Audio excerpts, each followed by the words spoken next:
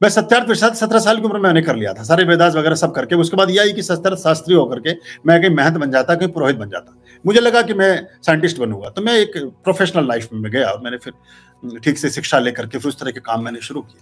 लेकिन परमात्मा ने पहले निश्चित कर रखा था, जहां जाना है वर्तुल पूरा तभी होगा जब उसको आप पूरा कर लेंगे। और मुझे लगा कि सब कुछ करने के बाद भी कुछ कुछ रह जाता था, सब कार्य करने के बाद भी कुछ चीजें रह जाती थी, कुछ ख्वाहिशें रह जाती थी, कुछ जरूरतें रह जाती थी, कुछ टू डू लिस्ट बाकी बची रह जाती थी।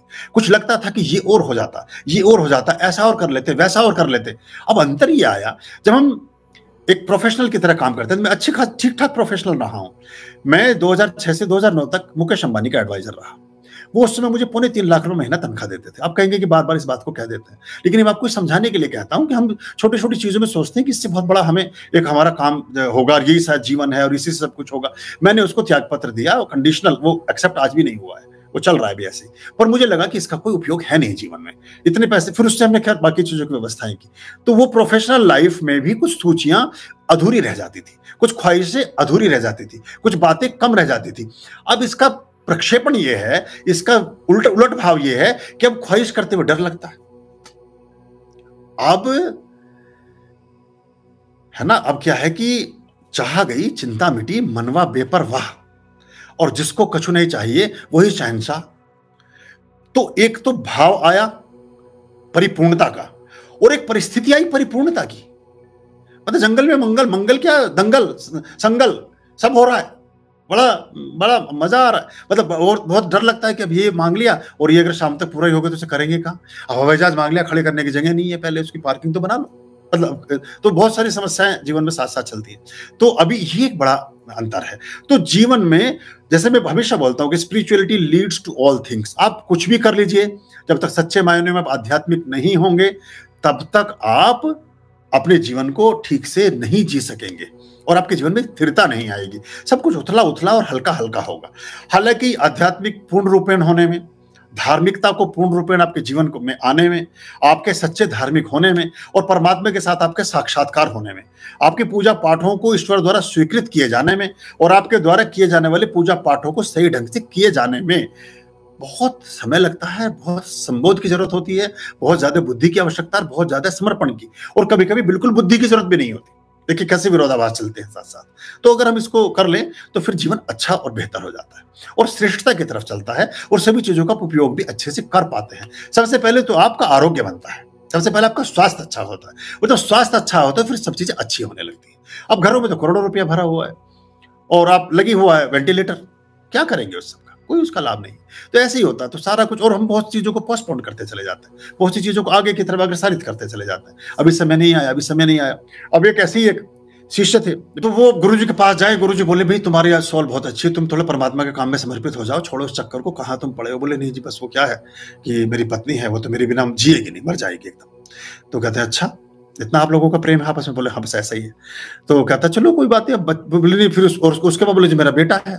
बोले वो तो एक दिन भी नहीं रह सकेगा, मेरी बेटी है, और मेरी माँ तो सुनते ही उसको हार्ट अटैक आ जाना है, और पिताजी तो उनको सारा काम ही, मेरी दुकान भी मेरे नाम से खोल रखी है।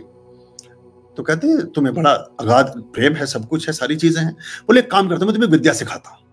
बोले तुम्हें एक हफ्ता मेरे पास निरंतर आओ, मैं तुम्हें एक चीज सिखाता हूँ जिसमें तुम प्राणों का उत्सर्ग कर सकते हो। साधना के विरेचन में एक क्रिया आती है जिसमें आप थोड़ी देर के लिए मृत्यु को उपलब्ध हो जाते हैं, अगेन फिर जन्म को ले सकते हैं। कुछ समय के लिए आपकी सारी क्रियाएं, मतलब डॉक्टर आपको मेडिकली डेड सिद्ध कर देंगे, जैसा आशुतोष जी के साथ अभी है वो, लेकिन वो समाधि ही एक तरह की, तो कई वर्षों से वो है उसमें, तो वो एक अलग बात है हिमाचल में।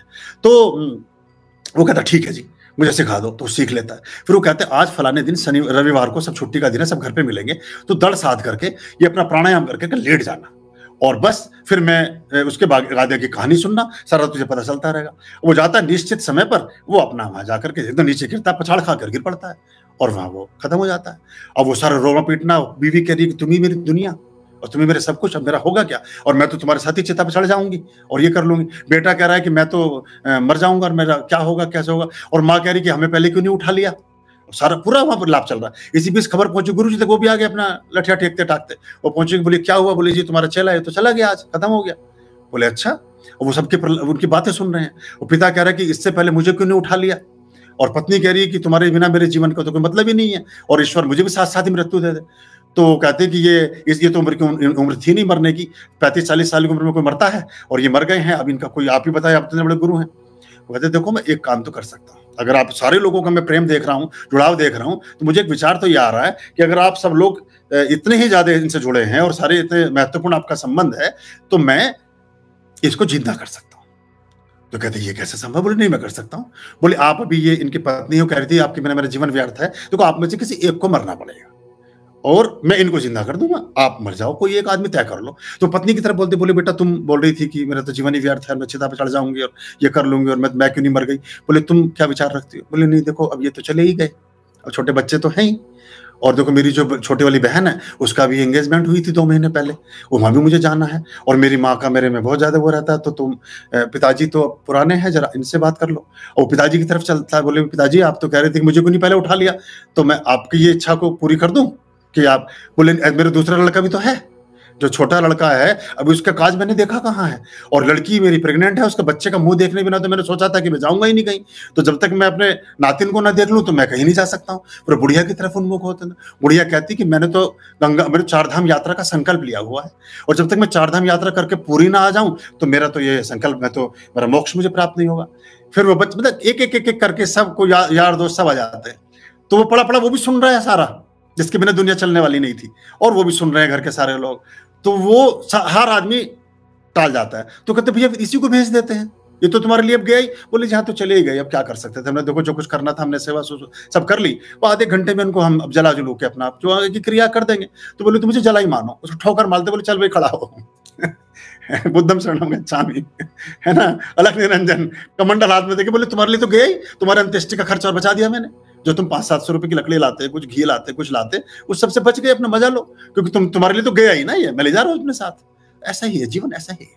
ये सोच रहे हैं आपकी सब हमारे करने से सब कुछ हो रहा है, कुछ नहीं हो रहा है सब दुनिया, बल्कि हमने एक थोड़ा सा बोझा और बढ़ा रखा है, ये 70-80 किलो वजन और धरती पे फालतू बढ़ा हुआ है, ये और थोड़ा कम, मतलब सभी उसमें इंक्लूड है, पर इसकी इतने की जरूरत है नहीं, इस वजन के बिना भी धरती माता प्रसन्न रह सकती हैं। तो अपने जीवन को सदुपयोग में लगाओ, जीवन को परमात्मा के पैर उनके चरणों में लगाओ, और आप देखेंगे कि आपके सारे कार्य स्वतः ही फिर सिद्ध होने लगेंगे, अच्छे होने लगेंगे। आर्याम अभयाम भज रे चित संततम